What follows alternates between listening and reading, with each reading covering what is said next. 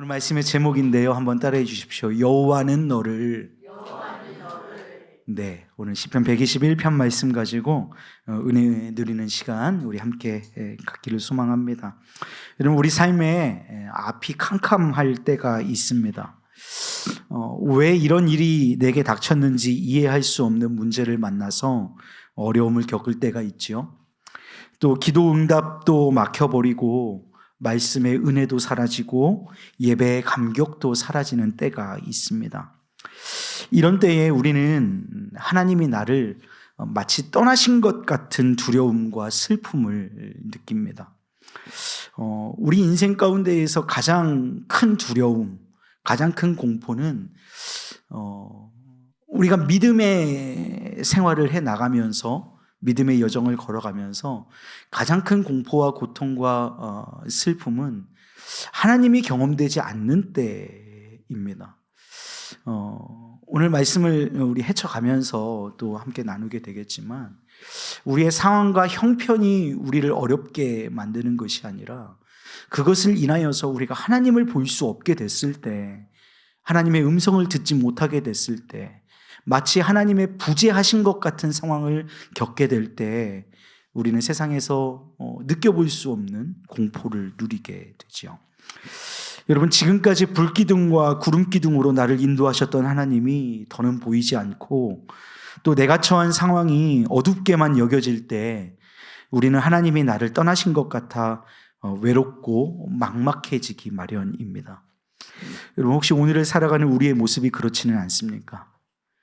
하나님이 더는 보이지 않고 한 줄기의 빛조차 보이지 않는 것 같고 하나님이 나를 떠나신 것 같아 외롭고 막막한 삶이 혹시 오늘이십니까? 사랑하는 여러분, 설령 그렇다고 할지라도 우리가 기억해야 할 것, 반드시 그리고 분명하게 기억해야 할 것은 하나님은 한 번도 저와 여러분을 또 우리를 떠나신 적이 없다는 사실입니다. 여러분, 우리는 우리의 눈에 우리 하나님이 보이지 않을 뿐 하나님은 우리를 버리신 적도 떠나신 적도 없으심을 믿으시기를 주님의 이름으로 축복합니다.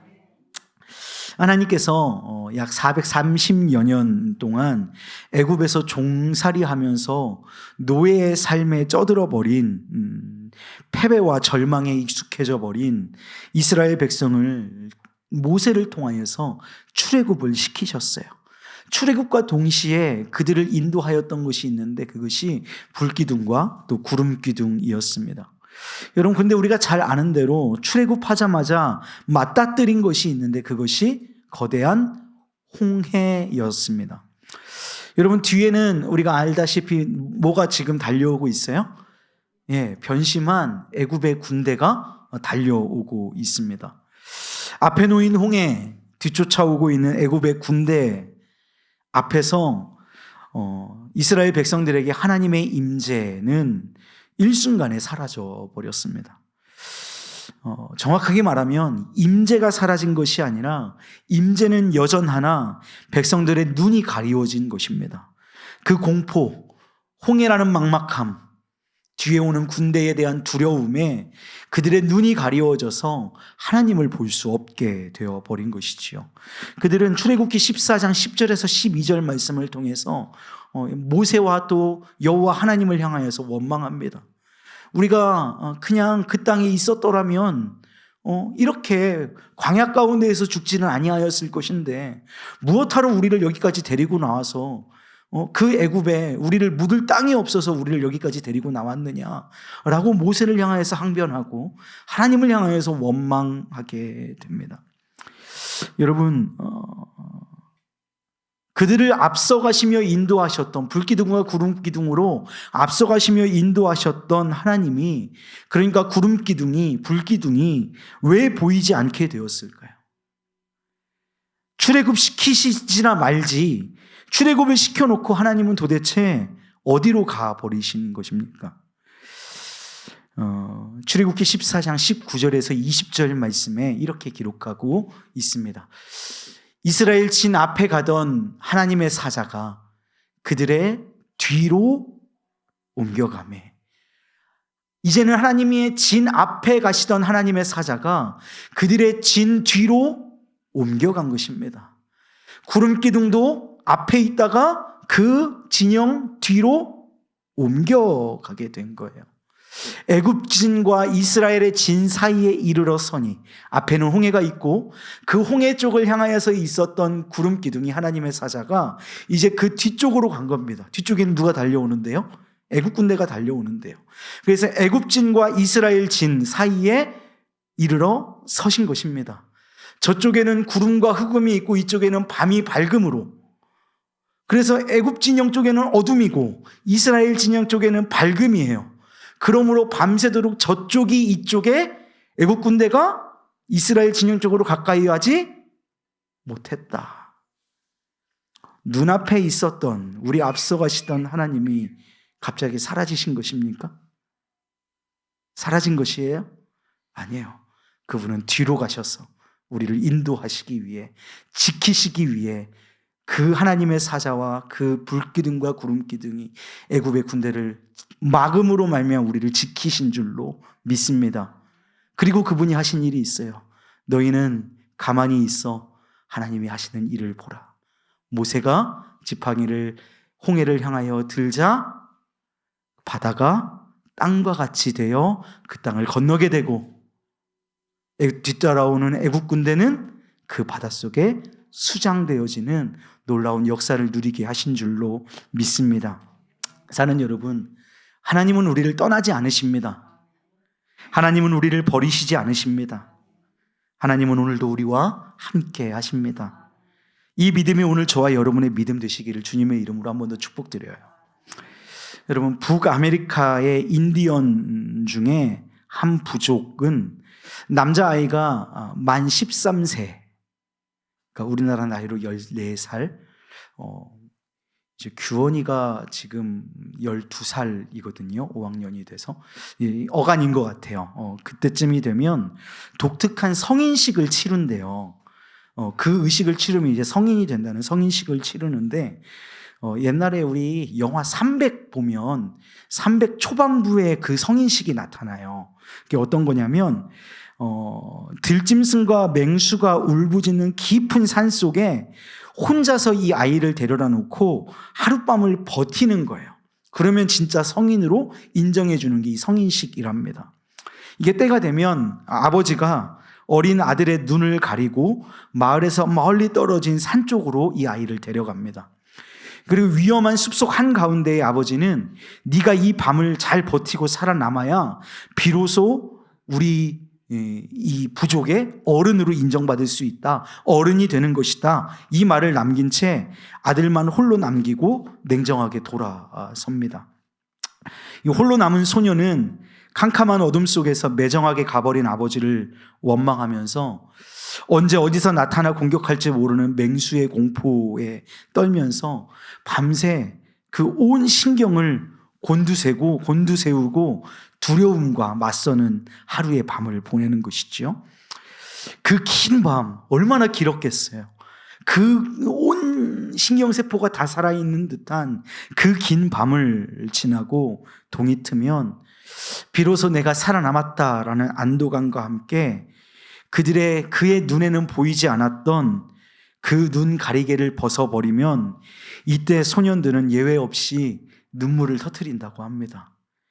왜냐하면 나를 버리고 매정하게 떠난 줄 알았던 아버지가 사실은 조금 떨어진 곳에서 밤새도록 자신을 지켜주고 있었음을 보고 발견하게 되었기 때문이래요. 맹수의 습격에 대비해서 밤새도록 활 시위를 놓지 않는 것입니다. 활을 들고 있는 게 아니라 활 시위를 당겨서 장전을 시켜놓고 있는 거예요. 언제 어디서든지 내 아이를 향해서 맹수가 습격하면 그거를 맞추기 위해서 활 시위를 당겨놓고 이 아버지는 그 무서움에 떨고 있는 아들을 지키기 위해 하룻밤을 그 상태로 있는 것입니다. 그 아버지를 발견한 아들은 아버지에게로 달려가서 품에 안겨서 울음을 터뜨리게 되는 것이죠. 그리고 나도 이런 진정한 책임감 있는 어른이 되어야 하겠다. 내 사랑하는 자를 지키고 보호할 수 있는 진짜 어른이 될 거야. 이걸 깨닫고 다짐하는 것이 이 성인식의 진정한 의미라고 합니다. 사는 여러분, 혹시 혼자 남겨진 것 같으십니까? 때로는 혼자 버려진 것 같으신가요? 하나님 아버지께서 냉정하게 이 문제와 또 이 어려움 속에 나를 내동댕이 쳐 놓으신 것 같은 느낌을 가지시는 분도 혹 계십니까? 단언코 말씀드릴 수 있습니다. 아닙니다. 하나님이 여러분을 혼자 버려두지 않으십니다. 하나님은 밤새도록 고통을 참아내며 그 아들을 지켜낸 아버지처럼 우리를 향한 관심과 사랑의 눈을 한 번도 감지 않으시고 저와 여러분 곁을 한 걸음도 떠나지 않고 지키시고 계십니다. 오늘 본문은 우리에게 이렇게 고백하게 합니다. 내가 산을 향하여 눈을 들리라. 나의 도움이 어디서 올까? 여러분, 가리웠던 감추었던 눈을 여십시오. 그리고 산을 향하여서 눈을 들어보십시오. 그리고 고백하는 거예요. 나의 도움은 도대체 어디서 오는 것인가? 나의 도움은 천지를 지으신 여호와에게서로다. 아멘. 여호와께서 너를 실족하게 하지 아니하시며 너를 지키시는 이가 졸지 아니하시리로다. 사활 시위를 당겨놓고 아들을 지키기 위해서 눈도 깜빡하지 않고 졸지 않고 있었던 아버지처럼 그분은 졸지 아니하십니다. 그리고 이렇게 고백하는 거예요. 이스라엘을 지키시는 이는 졸지도 아니하시고 주무시지도 아니하시리로다. 여호와는 너를 지키시는 이시라. 여호와께서 내 오른쪽에서 내 그늘이 되시나니.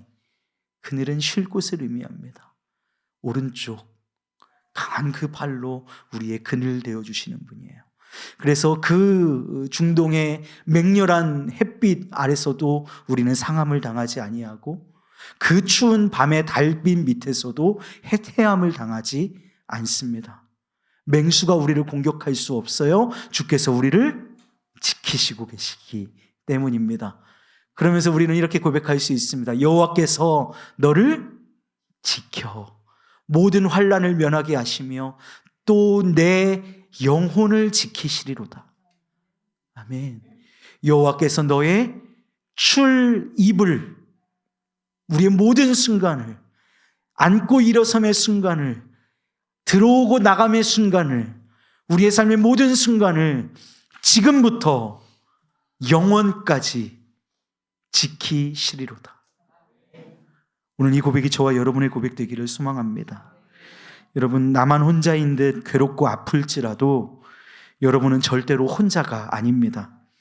하나님은 그때마다 기가 막힌 말씀을 통해 또 예배의 은혜를 통해 한 자락의 찬양의 소절을 통해 또한 우리 믿음의 동역자들을 통해 신앙의 협력자들을 통해 여러분의 손을 친히 붙들어 주실 것입니다. 오늘도 우리와 떠나지 아니하시고 졸지도 주무시지도 않고 출입을 지키시는 하나님이 우리의 하나님이심을 고백하는 복된 우리 의왕중앙교회 믿음의 식구들 모두 되시기를 주님의 이름으로 축복합니다.